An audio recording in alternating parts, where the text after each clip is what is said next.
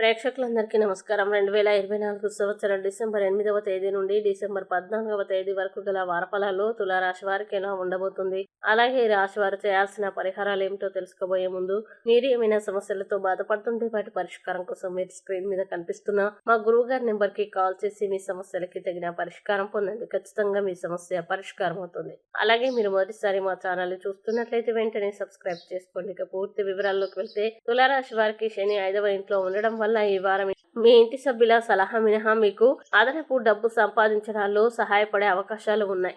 ఇది మీ మనస్సును సంతోషపరుస్తుంది.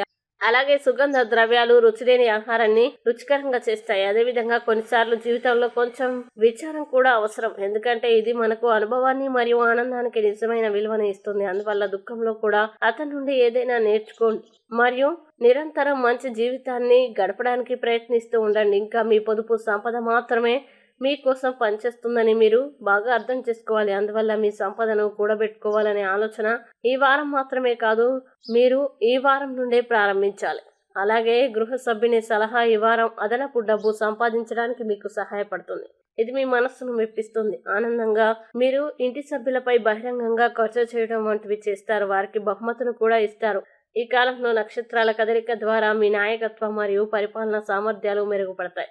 అలాగే ఈ కారణంగా మీరు కార్యాలయంలో మీ ప్రత్యేక గుర్తింపు మరియు గౌరవాన్ని పొందగలుగుతారు. ఇది కాకుండా మీరు కార్యాలయంలో ఒక మహిళా ఉద్యోగిని కూడా కలిసే అవకాశం ఉంది. ఇంకా ఈ వారం కొత్త పద్ధతుల్ని నేర్చుకోవడం ద్వారా మీరు దీన్ని మీ అధ్యయనాల్లో ఉపయోగిస్తే అప్పుడు మాత్రమే మీరు ఇతరుల కన్నా ముందుకెళ్ళగలరు.